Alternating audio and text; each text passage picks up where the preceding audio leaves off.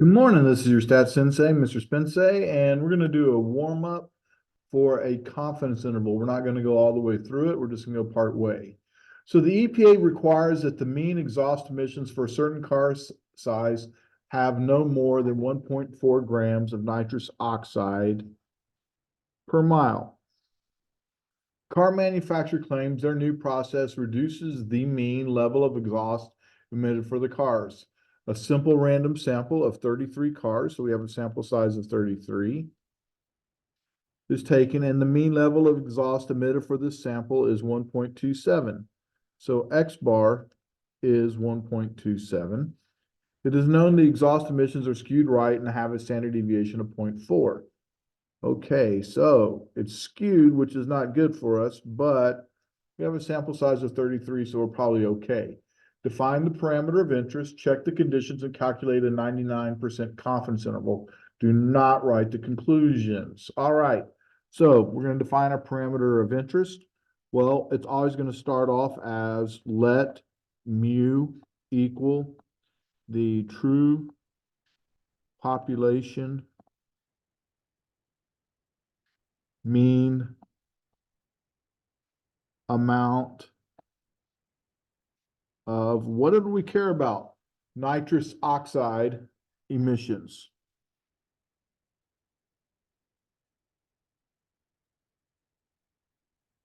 And I'm going to go ahead and write emissions. All right, our conclusion, our conditions, so that's our parameter of interest, so we've done that. Now we need to check our conditions. Well, the first condition is always random sample. They told us they did a simple random sample. So random sample, and it was of size 33, and that was given. The next thing they asked for, the next condition, of course, is whether or not N is less than 10%. So N equals 33. We're always going to multiply that by 10. So 33 times 10 equals 330. Now, they didn't tell us how many cars there are, but I'm going to assume that there are thousands. So I'm just going to put less than the population. They probably should have told us how many cars, but less than the population. There's got to be more than 330 cars produced. Number 3, we need to check for normality. Well, if they tell us it's normal, we're good to go, but they told us it's skewed to the right, so that's not good. But our sample size is 33, which is greater than or equal to 30, normal by central limit theorem. All right, so that takes care of our conditions. The next thing, a 99% calculate a 99% confidence interval. Well, my formula for confidence interval is X bar plus or minus Z star standard deviation divided by square root of N. Well, I'll go ahead and start plugging in what I know. I know X bar, the sample mean, was 1.27 plus or minus. I don't know Z star right yet, so we'll have to come back to that. They tell me my standard deviation is 0.54. And our sample size was 33. So N is 33. All right, so I need to calculate Z star. Well, Z star, they said they wanted a 99. So this is going to be an inverse norm.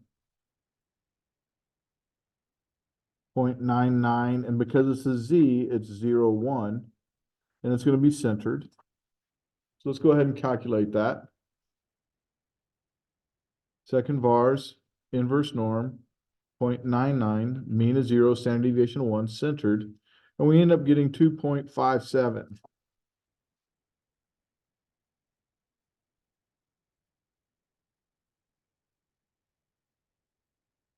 So I'm going to go ahead and write that down. Negative 2.5758 is the lower, and the upper is 2.5758. This is center. Lastly, we need the interval. So this is where we're going to go to Z interval on our calculator. Stat test number 7. Z interval. Stats needs to be highlighted because we didn't input a list of data. Standard deviation is 0.54. X bar is 1.27. Our sample size is 33, and we have 0.99. And we end up getting 1.0279 to 1.121. So this is our interval. 1.0279. That's the lower bounds. So 1.5121. So what this tells us is we're not sure exactly where they're producing, but they're producing somewhere. Their new method is somewhere as low as 1.027 to as high as 1.51. All right. I hope this helps, and we will see you on the next one.